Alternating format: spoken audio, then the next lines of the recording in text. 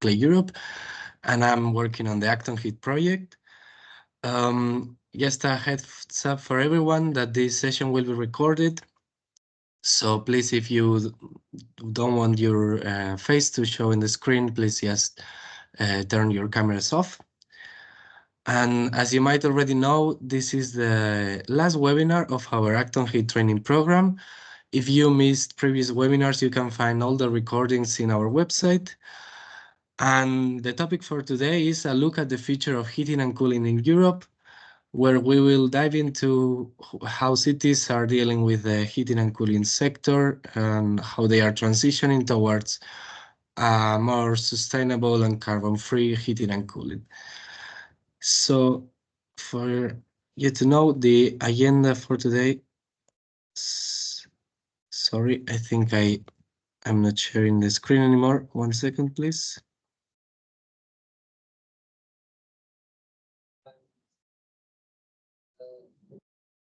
Here, you can see my slides now, right? Yes. Okay. So in the agenda for today, we will have, first of all, Markus Fritz from the Fraunhofer Institute, who will talk about a general introduction of where heating and cooling is moving towards in Europe. And then we will have speakers from 2 different cities or boroughs in Europe. We will have first Maria Rifat from the city of Mannheim, and then Richard Martin from Islington, who will talk about the efforts that their local authorities are taking towards heating and cooling. And at the end, we will have an open Q&A session, so please feel free to drop any questions in the chat during the webinar, and then we will address them all.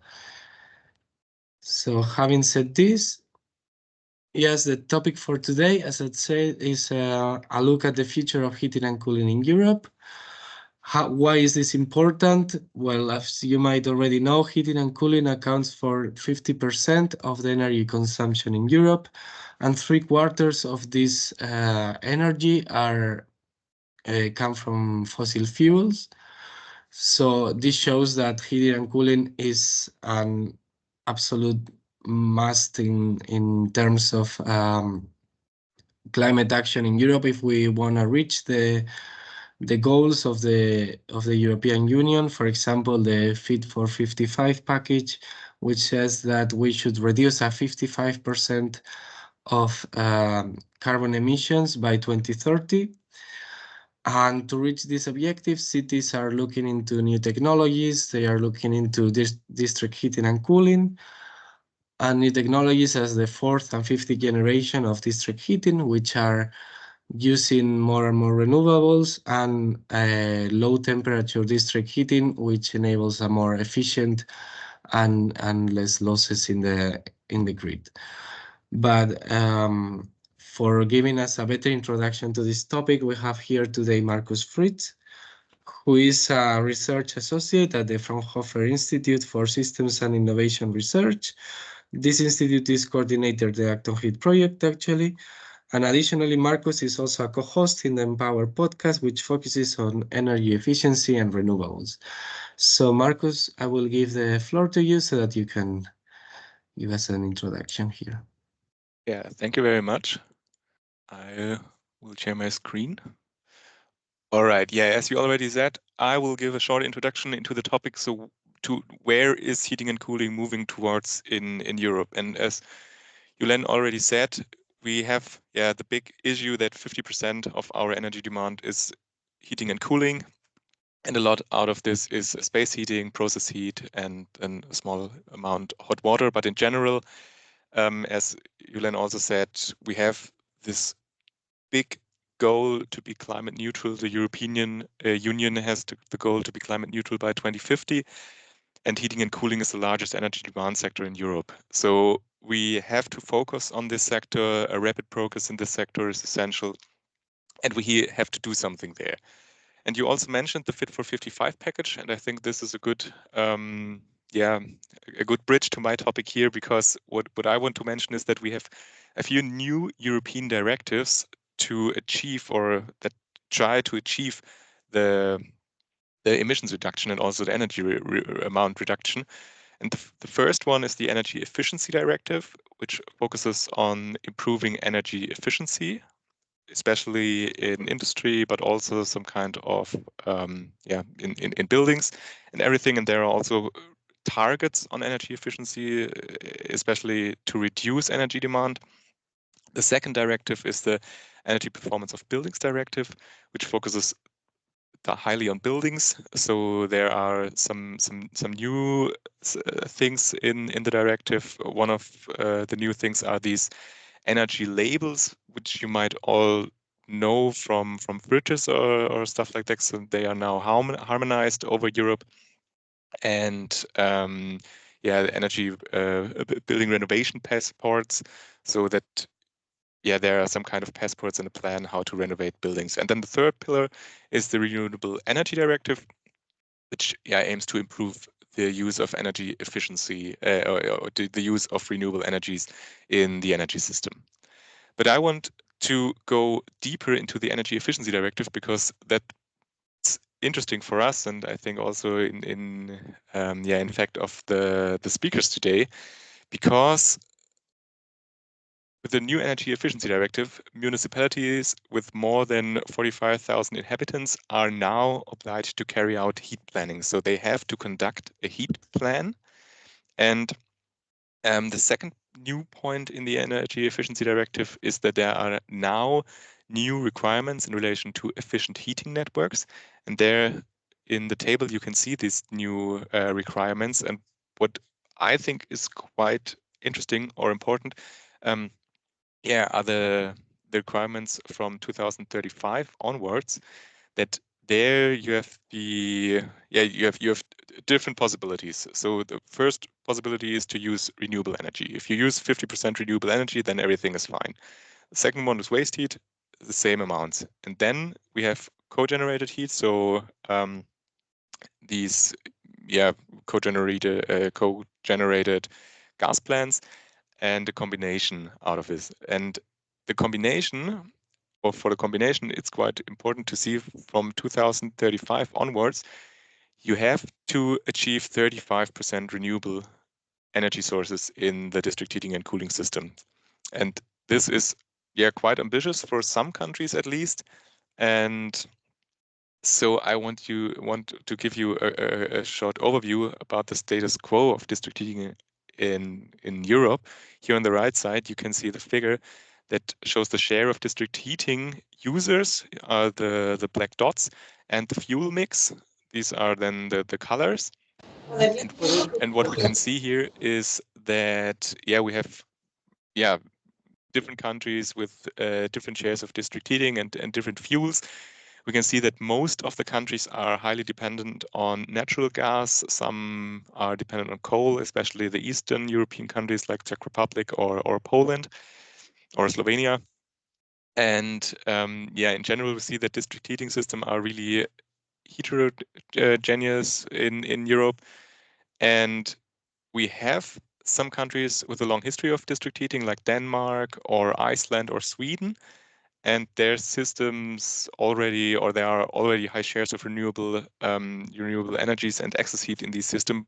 For example, in Iceland, we have over 90% renewables because of the geothermal energy, or in Sweden, there's a high share of biomass and also heat pumps. And in Denmark, for example, there's also a high share of biomass. So there are a few countries with already a high share of renewable and also a high share of district heating users. But other countries have low deployment of district heating or heat supply and are still mainly based on fossil fuels or on fossil energy. And that's why the European Union, or in general, the idea of heating and cooling planning is quite important to see what to do with the district heating and cooling networks. So for us, the question was, what is the impact of heat planning? As I already said, it's quite important because heating and cooling is quite a local issue, and therefore a good plan for the municipality or for the region is quite important. And I want to give you a short overview from Germany. And later on, you will hear another presentation from Mannheim, which is also located in Germany. And not only in Germany, but Mannheim is also in the federal state of Baden-Württemberg. And that is the special point that in whole Germany, heat planning is mandatory since January 2024. But in this one federal state, Baden-Württemberg, it's in the southwest of Germany, their heat planning has been mandatory since 2020. And all municipalities with more than 20,000 inhabitants had to conduct their heat plans till the end of 2023. So in general, there should be around 100 conducted heat plans in Baden-Württemberg. And the special thing about these heat plans is that in addition to the elements of the classic elements of inventory analysis, potential analysis, scenarios, etc., 5 implementation measures had to be formulated. And that was the point that we said, oh, that would be interesting. And so we analyzed and evaluated these measures for around 30 plans. And now I want to show you the results of our evaluation. So for us, the question was, which measures are mentioned most often? And therefore, we categorized these measures into these 6 categories that you can see there. So planning and conception, renewable energies, electricity, renewable energies, heating and cooling, district heating, cooling, and waste heat, so the networks, efficiency, and feasibility studies. And what we can see is that the majority of measures can be attributed to the category of district heating and cooling and waste heat. So most measures are out of this category. And as the second most category, there are the feasibility studies. And yeah, there we can see that in general, feasibility studies, we all know, are important basis for the further transformation, so are quite important. And what is quite interesting, or what was interesting for us at least, is that more measures are mentioned in the field of renewable energy electricity than in the field of renewable energy heating and cooling, because in general it's a heating and cooling plan. But most of a lot of municipalities also mentioned measures in the field of electricity, and with that they want to address the point of sector coupling to couple the electricity with the heat sector with heat pumps, and so they also think about how to integrate renewable electricity. And then the second question for us was, how ambitious are these measures? So we also not only categorized it into these areas of action, but also in, I would say, levels of intensity. So we categorized it in minor, moderate, and major measures. And what we can see there is that in the area of district heating and waste heat and renewable energies, there's a significant portion of measures that are classified as major measures. So it's not that the municipalities only choose the small measures to fulfill the requirements, but also really want to do something and to implement real measures and to build, for example, a new district heating and cooling network. Then the second, in the area of feasibility studies and planning and conception, there are mostly minor measures. And for renewable energy electricity, the most commonly mentioned measure is the installation of PV systems on rooftops and open spaces. And with that, I would come to a summary and a conclusion. So in summary, we can say that measures in different categories are identified in almost all plans. And this indicates that there is a general understanding of complex interrelationships between the different sectors. And the second point that what I already mentioned, that the municipalities not only choose the simple, quick to implement measures, but also large, complex measures. The third point is that concrete calculations are lacking. So it's not easy to say, okay, this measure saves 1 gigawatt hour of energy. So in the most cases, they're only formulated, but not calculated. And therefore, our last point for conclusion would be that it is important that municipalities not only drop a target scenario, but also formulate measures to achieve this target scenario and make a plan how to achieve this scenario and how to get there. So that's it from my side. Thank you very much. I hope this was a good introduction, and now I'm also really looking forward to the next presentations. Thank you, Marcus. Thank you very much for giving us this introduction to the heating and cooling sector in Europe. and this overview of the planning in European municipalities. And now I will give the floor to Maria Rifat, who is a manager for energy efficient refurbishment of districts at the city of Mannheim within the Climate Protection Department. And with a background in urban planning, she is committed to fostering sustainable urban development. And Maria is simultaneously pursuing a PhD in city and landscape planning. So, Maria, the floor is yours to show us what are the measures you are taking in Mannheim in heating and cooling. Thank you, Julian. And yeah, thanks also for the very nice introduction. Yeah, and also inviting me to present on the district heating planning of Mannheim. And what I would like to also mention that Marcus has made my work a bit easier because he already mentioned about the district heating mandatory being in Germany overall, and also specifically in Baden-Württemberg state. So Mannheim also lies in Baden-Württemberg. So I will give you some highlights today to the district heating plan of Mannheim city, where I will also present some current and future scenarios and how we are planning to make this district heating system climate neutral and sustainable until 2040, and what kind of measures are we taking. But before that, I will provide some small background about the city, that it's the second largest city of the Baden-Württemberg state, and it has the population of around 300 to 600,000 inhabitants, and located actually on the border of three states, that is Rhineland-Pfalz, Hessen, and Baden-Württemberg. And it's also a very important economic and cultural center of European Rhine-Neckar metropolitan region. And yeah, it's opposite to the, on the left bank of the Rhine River, there is Ludwigshafen am Rhein, big city that's also a very industrial city.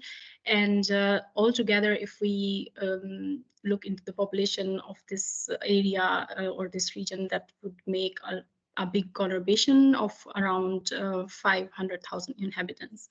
So it's really densely populated region. Together with these two cities.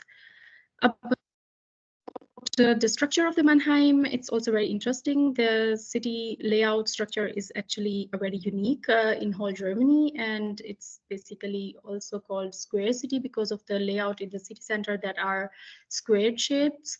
And also it's connected with the ring road from the surroundings. And the city is divided into 17 districts, 38 sub-districts, and the total area is almost 145 square kilometers. And there, how it's divided in different uses, it's also given. Actually, the city actually lies on a high plains, and no, not on a high plains, but geographically it's located on the warmest location of Germany. And yeah, in summers there are longer heating periods, and also there is heat waves always in summer season. So this was a bit background about the city of Mannheim. As Marcus already mentioned, that Germany is, for Germany, it's mandatory to develop district heating plans. And for Baden-Württemberg, it has been mandatory since 2020 for large cities like Mannheim, where the population is more than 100,000 inhabitants. And this is why we also developed the district heating plan in Mannheim. And not only that, we also have really ambitious targets to achieve climate neutrality by 2030. And therefore, we also made a climate protection action plan 2030. In that, one of the action is also to implement, to develop and implement the climate district heating plan, which would eventually help to decarbonize the district heating, actually the heating supply of Mannheim climate neutral. Another reason is that the Mannheim is also one of the European EU Mission 100 Climate Neutral and Smart Cities project. It's part of that project as well. And with the district heating plan, what we actually want to do is to exit from the use of fossil fuels and also shift towards the use of renewable energy sources. And the main goal of developing this district heating plan is to provide a strategic basis for the action in local heating transition, and also to create planning and investment security for companies and citizens. There is no legal binding so far in the implementation. So we use it as a strategic basis for the private households and for the companies, and also it helps to inform us about how will I heat my living space in the future. So basically, the content we already know that from Marcus's presentation, that what actually needs to be done for the district heating planning, and so I would give a bit distribution of the main heating sources in building stock across all sectors first. So how we started it in Mannheim. First, we looked into the district, like all the distribution of the heating sources in building stock in all sectors. And where we see in this graph that almost 46% of the building stocks are covered by centralized district heating system. And centralized district heating system is on the right side on the slides where it's already existing. And this is a good news for Mannheim because it has a almost, we can say, 50% of this city is already connected with the centralized district heating system. And other 50% or more than 50% is actually heated through direct fossil fuels, or some really small amounts that are, no, also not so big of renewable energy sources are being used, but still there is a lot available. So how much this CO2 emissions come from these heating sources? That's here. The total share of heating in the overall CO2 emissions in Mannheim is almost 40%, which is very huge amount, but also it gives us a potential, it's a good news that if we reduce these 40% in the heating sector, then it would actually help us to be on a quicker pace to reduce the heating emissions or CO2 emissions in Mannheim. And so in these 40%, actually 60% comes directly from the fossil fuels, that is using natural gas and heating oil. And other 40% comes from the centralized district heating, because the centralized district heating is at some parts also using garbage to burn, and like the heat that is generated from burning garbage, and that is also is a source of supplying the centralized heating system. Yeah, so what method did we use? It's first we actually divided the whole city into small suitable areas, small neighborhoods, and these neighborhoods are 57 neighborhoods. And then we identified different criteria, for example, the urban structure, building use, heat consumption density of these small neighborhoods, and network infrastructure, potential for solar on roofs, potential for geothermal heating, and so we actually divided this into small, divided whole Mannheim into small suitable areas, because it helps to dig into details and get the detailed information about its current state. And here, as an example, I will take the neighborhood 18 to show that what the identification criteria results look like. So basically for number 18 neighborhood, if I talk about that, it's called Neckarstadt West. And the primary use of buildings here, it's basically residential.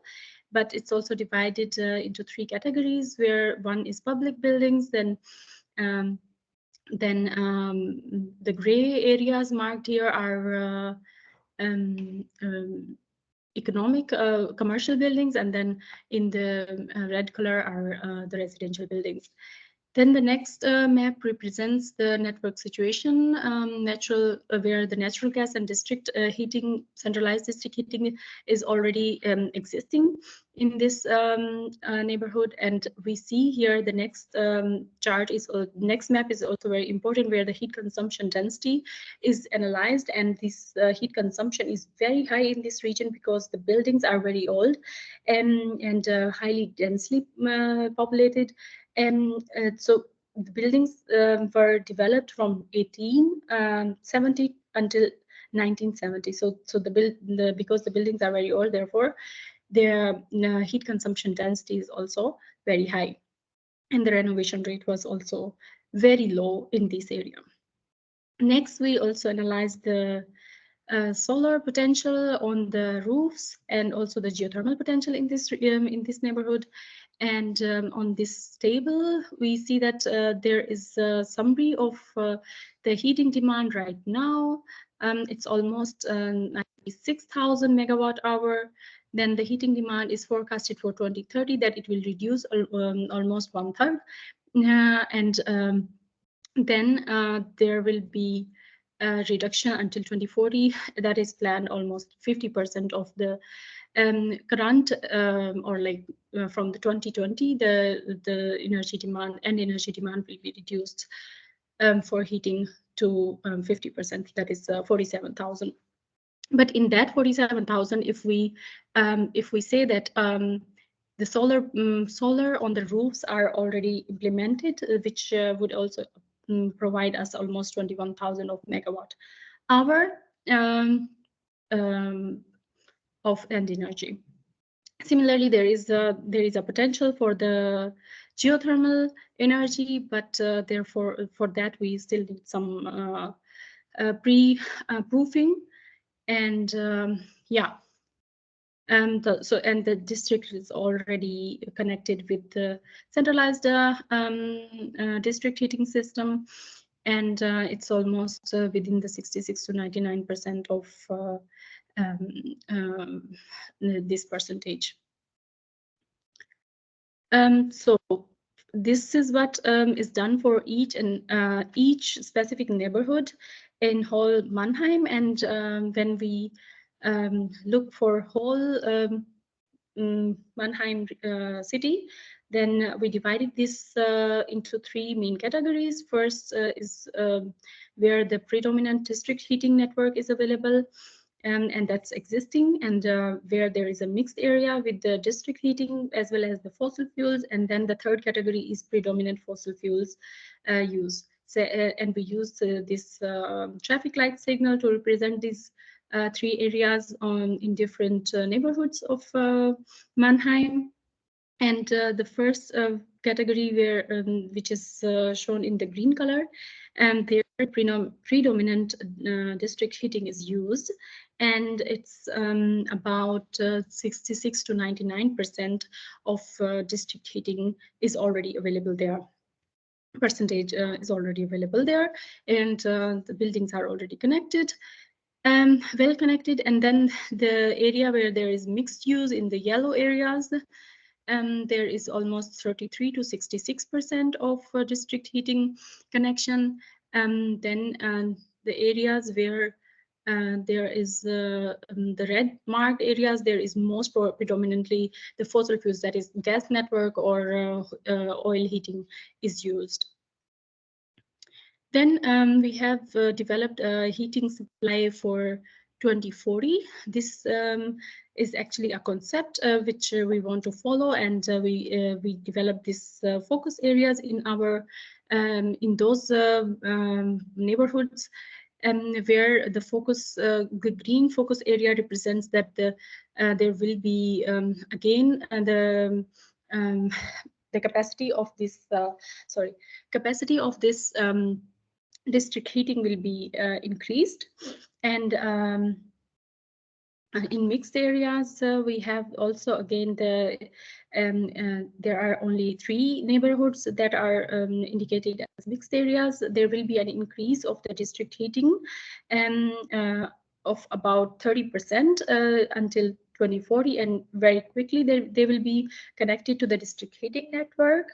And then we have blue areas that where there is no possibility of expanding the district heating network, but we will provide not expanding and more than 30% actually. If there is already existing and there will be some expansion that will stay below 30%. And main focus would be providing some environment-friendly heating systems and heating pumps with renewable energy sources. Yeah, why it is planned like this? Because we do not want to make the whole city until 2040 under construction. Like we want to minimize the load of construction site, and also we would need a lot of resources, a lot of expenditures, and also the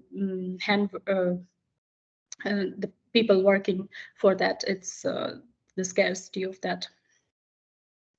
Yeah, then I have the list of measures that we set to implement.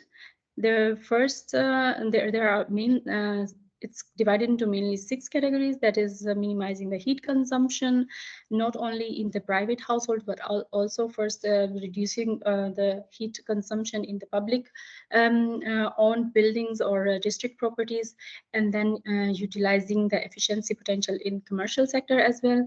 Then developing the district heating network. So this means that we already have this district heating system, and we want to expand it to its maximum capacity, as well as we want to increase the connection rates within this existing infrastructure. As well as we are also taking steps to reduce the CO2 emissions of those 40% of CO2 emissions in the centralized district heating system by introducing renewable energy sources.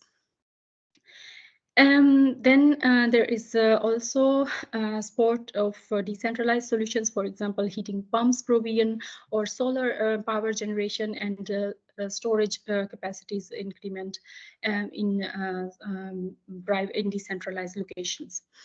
Similarly, we are also providing some planning security, where there is a possibility to check that if there will be a supply through the district heating system, or if there is no supply through district heating system, then either a heating pump will be a solution, or what other options are available. And then there will be an energy manager that provides some assistance through the climate protection agentur. And again, some measures are also in the form of monitoring, as well as a regular updating of the district heating plan. So this is planned to update every 7 years. That means the next plan will be generated until 2030, because this one is developed until the end of 2023. Yeah, and then we have more accompanying accelerating activities where we also want to focus on the academy about heat transition, where there are more trainings for the hand workers and those who can also supply the connections and develop these heating pumps and so on. And also there are in the industrial context, the hydrogen model testing is also in plan. Here I have highlighted those measures that we are already undertaking. The first is supporting the energy efficient refurbishment of private households. For this, we have been working in different neighborhoods from 2013 to 2023 with the help of this funding KWF 432 program. And then we have this increase the connection rate to the existing district heating. This is also ongoing, as well as the funding program for solar power generation and availability check of supply actions. Now I will just give you some glimpse of the two of these measures. The first is supporting the energy efficient refurbishment of the private households. The projects that we have already finished are in two neighborhoods, that is Geffertal Center and Friedrichsfeld Center. And in that we have implemented many measures with the catalog that we have developed for specifically these two neighborhoods. And there we have some energy saving measures, like you can change your socket to save the energy, also use energy efficient electric appliances. And we also did some complete renovation to efficiency house, to making it to the efficiency house, where the solar panel is also installed on the roof. The walls are insulated completely. The roof is also insulated, and heating pumps have been installed. So these are some examples of those. And then there is also a model construction site, which is also available in order to have a tour to this house and look into every single energy efficiency refurbishment measures. For example, if there is a window that is changed, that before there was a heating leak through the windows, then how much does it cost, what kind of windows are suitable. So this all information can be actually achieved from the model construction site. Yeah, and how much does it cost? This all exactly comes from there. And ongoing, we have 3 neighborhoods that are ongoing, and we have also included a new neighborhood that's called Vogelstang. And yeah, so hopefully that will continue. And then next I have the availability check that MVV has generated, where we can also see that if, for example, I have, and if I enter the address of my building and I want to check that I want to replace the heating system of my building, and is there a possibility to connect it with the district heating system or with some other. For example, if I put the address of my office building in Mannheim, then it gives me the result like this Glucksteinallee 11 is planned to be connected with the district heating system in the 4th quarter of 2024. So that means at the end of this year, we will be also connected, or we have the chance to be connected with the centralized district heating system.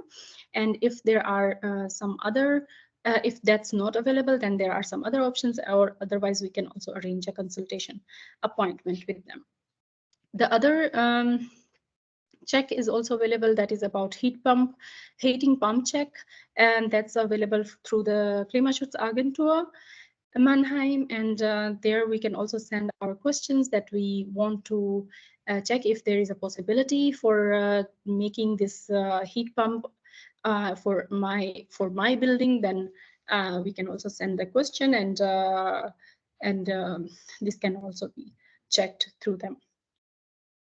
Yeah, that's all from my side. Thank you very much. Thank you, Maria. Thank you very much. We actually have a question in the chat already, so maybe we can quickly address it before giving the floor to Richard. So Martin Hall is asking if there's any obligation for the properties to connect to new heat networks or extension of heating networks if they are close to the area where these networks are being planned, or are they not obliged, or how does that work? And the connections to district heating network. So this is why we already have this availability check developed. So if you remember the last slide, there is this district like availability check of the connection with the district heating. So if somebody wants to know that if their property is lying within their district heating network, then they can just type in their address of the property, and it will directly give the information that yes, it is planned maybe until 2035 or maybe before. Like it will give you exactly property wise each really detailed information at each building level, that when the connection of district heating is planned. If not, then it's also given that you can also look for some other renewable energy options, for example, heating pumps, or using wood pellets to warm your building. So this is what it is. And the price, it's a good question. Yeah, there is a second question about it.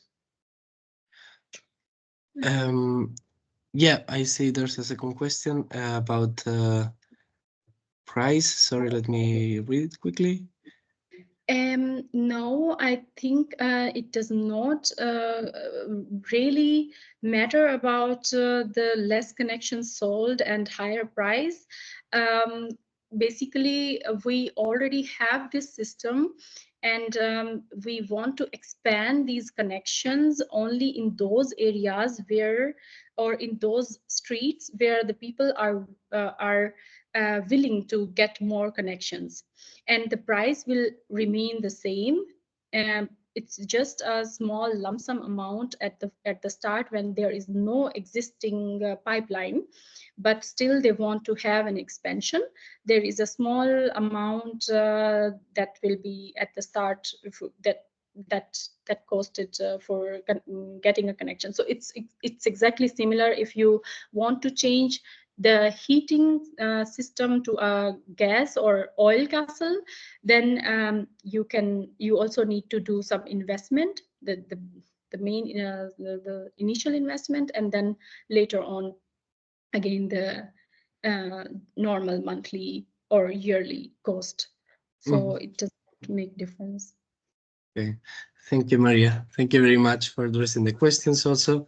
And now I will give the floor to our last speaker, who is Richard Martin, who is a senior strategic lead for climate action at Islington Council, which is one of London's inner boroughs and local authorities. He covers the energy, buildings, finance and planning portfolios, which has led to an increased focus on heat networks in his work. And previously, he has also worked for climate campaigning organizations for more than 20 years. So, Richard, the floor is yours. Yeah.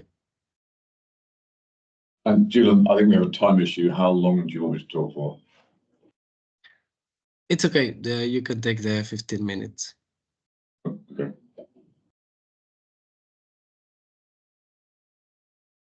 Cool. Well, thank you for the invitation. So I'm going to talk about Islington's climate ambitions from sort of top down, specifically the kind of size of those ambitions, where we're at, some things that are quite unique to the UK, and then, without spoiling the punchline, I'm going to talk about money, because ultimately this comes down to how do we pay for it. So Islington, in context, it is the densest populated area in the UK. It is an area without green space. We have 84% of our population in flats. It is in some ways ideal for a heat network. Air source heat pumps do not like going upstairs, and nobody has any green space to put them outside. So we're going to have the advantage of almost like a universal solution. It is also one of the richest areas in London that has the most social deprivation. London is a strange place. You will have people living in £5 million houses opposite some very dangerous council estates. So it's kind of right cheek and jowl between urban deprivation and the wealthiest people in the country. Also, as the densest populated area in the country, it has very low car use already, and those cars are declining at a rate we could not imagine. So we had a 2030 target to reduce car ownership. We have already achieved it. So it's quite an interesting place. But also the UK is a very strange island. If you look at our politics, we're just peculiar. And we have a very centralised political system. And that's even more the case when it comes to taxation.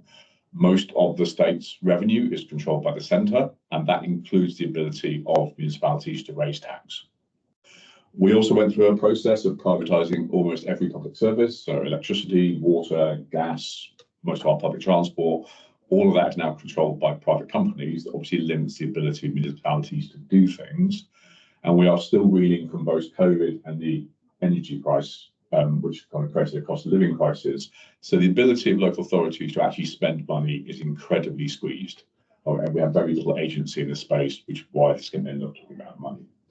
On the good news, we do have some national funding schemes. The Green Heat Network Fund has done some great work. We have a social housing decarbonisation fund and public sector decarbonisation funds, but they're all dependent on match funding for the municipality. And so obviously, if the municipality doesn't have any money, our ability to use those funds is quite restricted. From a climate perspective, we have a national target for 2050. We have a degree of confidence that our electricity grid is decarbonising such that 95% will come from low carbon sources by 2035, big offshore wind.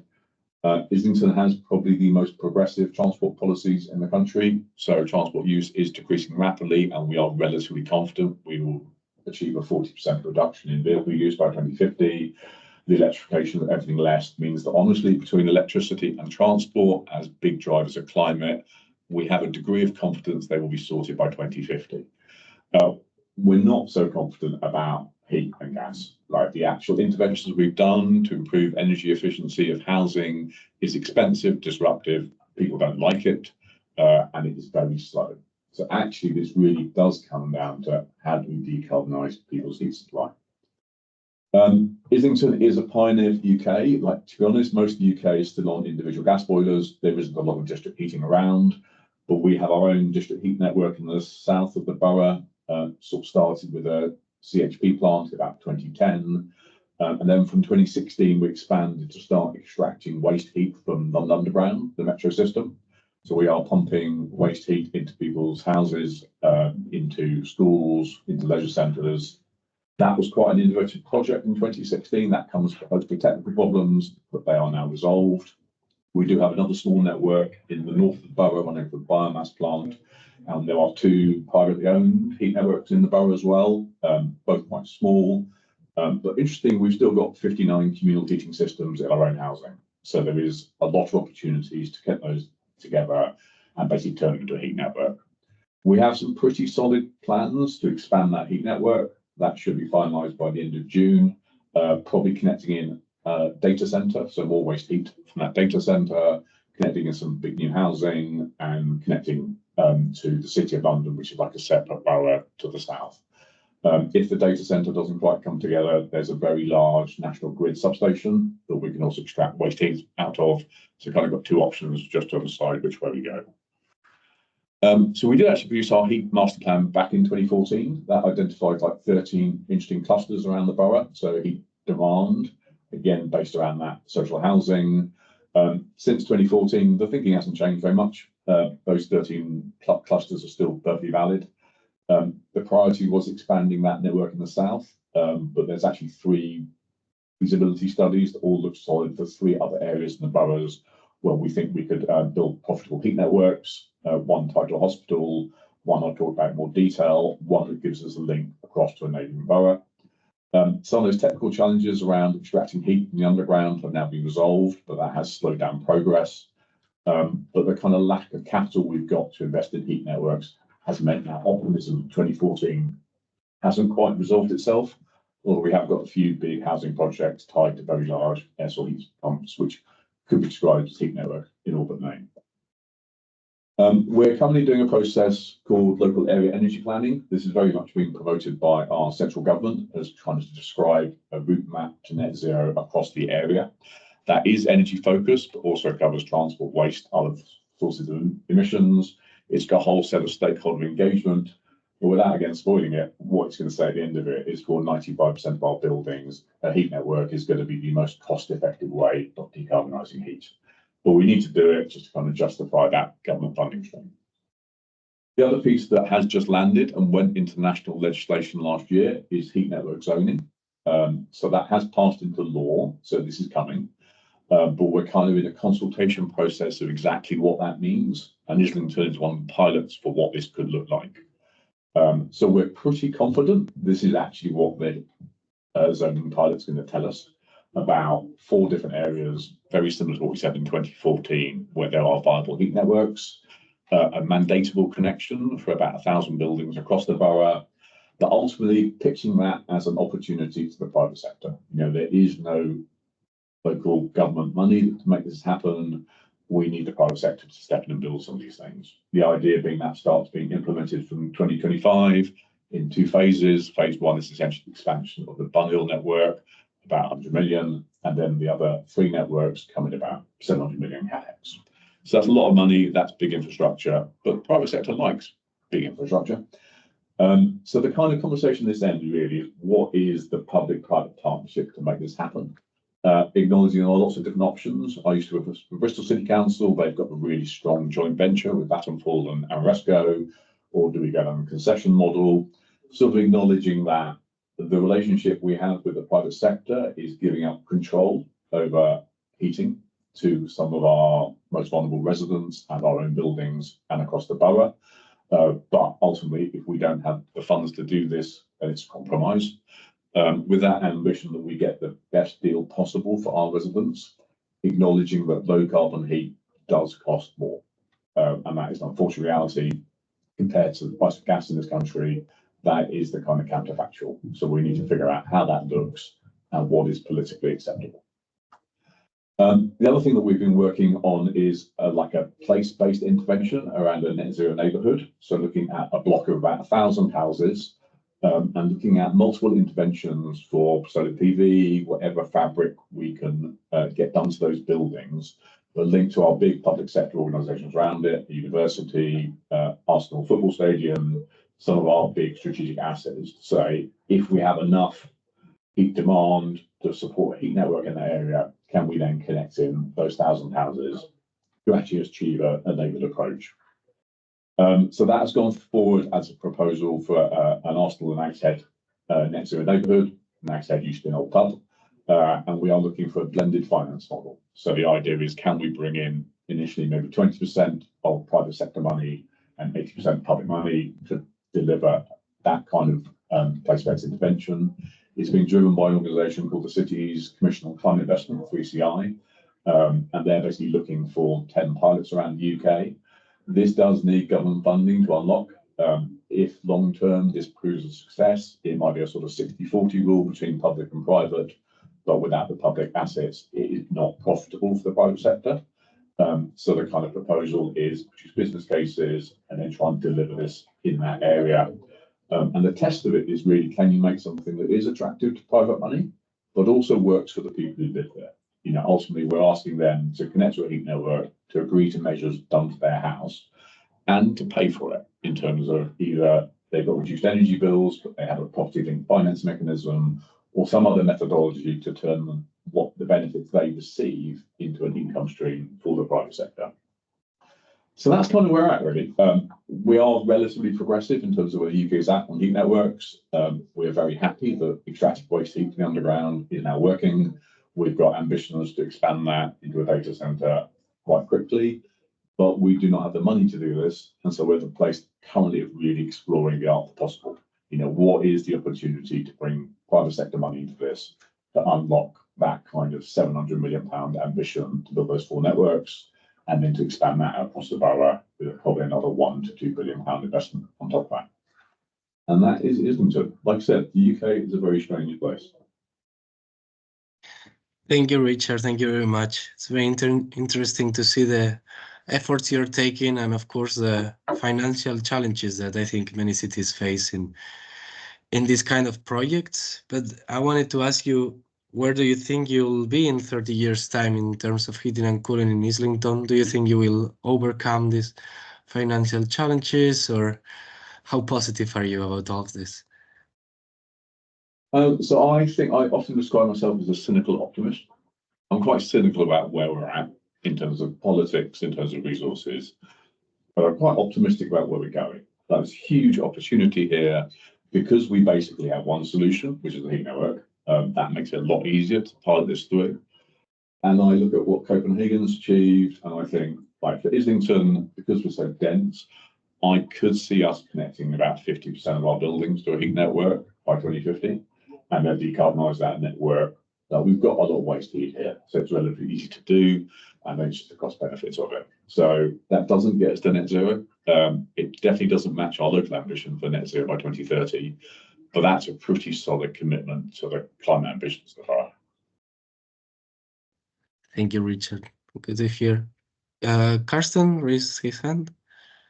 Yeah, maybe just to speak up instead of typing. Very interesting, Richard. I think it's the balance that you're striving for between, making knowing that actually clean or sustainable heat and cool will cost more likely than if the private needs to invest in it, because the public funds are so scarce. Then it's about balancing, and here potentially also combining low hanging with high hanging fruits in order to get the most and best deal out of it. My question here to you and also to Maria in this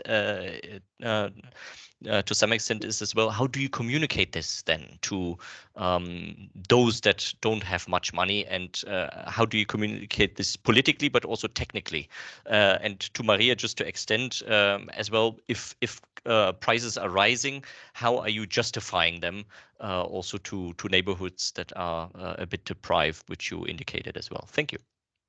Using, and by the way, using as well visualizations to discuss potentially as an option to get into contact and to point this out. Thank you.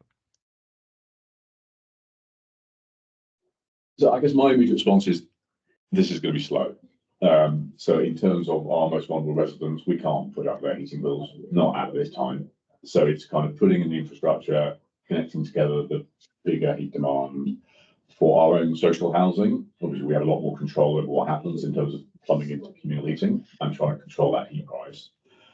And then ultimately looking to the commercial sector to then generate revenue, and then giving it as an opportunity to homeowners in the area. And then hope that national legislation moves to try and close the sort of spark gap between gas and electricity a little bit, so that the price differential becomes less painful, and then look for a year-by-year expansion. So that it isn't just overnight your heat bill doubled. It's a 1% year on year that is acceptable with whatever protection we can put in place to people who are in fuel poverty. It would make a massive difference. But kind of being realistic that we have to do this through the private sector means, and that is going to be expensive, and gas is cheap.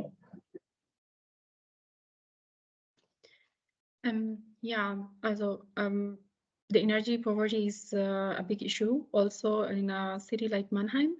We already have some neighborhoods where we are facing these issues. For example, this Vogelstang that I have mentioned, we just started working on that neighborhood, and it's because of the population that has migrant status. It's almost 55% of that neighborhood has this population of background of migrant status, and they have the income very low, and this is why it's difficult for them to also change their heating system and do the energy efficient refurbishment. And in these cases, we are also looking for some solutions that would be suitable for such communities. And in that case, we are also coming up with some ideas of making energy associations at local level that could provide some help in providing the renewable energies in these buildings also. So that is one of the solution, and others is that we are also trying to get funding from the state, and there is a EU level project that also studies that's called House Inc. project, which provides the sustainable and affordable housing. And one of the case study area is also in Mannheim from this project. And through this project, we are also trying to gather more information of these people to understand their issues properly, and then implement measures that are most suitable for these, and also cost efficient. Thank you. Thank you for the answers. Also, thank you, Karsten, for the question. And now, before we close, I just wanted to share with you some upcoming opportunities. So let me share the screen for a second. Here, I hope you see my slides. So this is a wrap, as today we had the last webinar of the Acton Heat training program. But if you miss past webinars, as I said, you can find all the recordings in our Acton Heat website. Then I wanted to mention here some upcoming events. For example, the European Sustainable Energy Week, which is taking place in Brussels in June, where you can find the eClay stand and ask us any questions about the Acton Heat project. And we also invite you to attend the session on empowering communities, pitching net zero energy emission solutions implemented by municipalities, where our colleagues from CSC will be talking about the Thermos tool, a tool that helps us design district heating and cooling networks, and about the Acton Heat Support Facility. And then the other event is the European Sustainable Cities and Towns Conference, which will take place in Aalborg this time from the 1st to 3rd of October. And we also invite you to attend a session on the future of heating and cooling in cities. Then, of course, as I mentioned in all the webinars, if you are a municipality or an energy agency, you are very welcome to join the Acton Heat Support Facility, because our experts will provide support here on heating and cooling and train you on the hot maps or thermos tools. And as a last event opportunity, we have a crash course for cities during the Euroheat and Power Congress of this year that will take place in Rotterdam from the 3rd to the 5th of June. This is a crash course where representatives from cities are invited to attend for free, where they will receive training on district heating and cooling, EU legislation, and have the opportunity to interact with other cities and representatives. And you can register in the website ehpcongress.org. For registering, you find the category of crash course for cities, and you will see it's free for them. So that's all. Thank you very much to everyone. Thank you to our speakers, and thank you to all of these participants that have been following our training webinars for already 3 years, actually.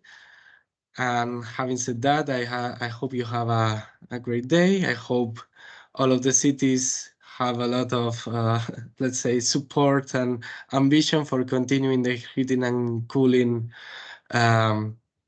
journeys. And thank you very much. Goodbye, everyone. Thank you. Bye-bye. Goodbye. Thank you very much. Thank you.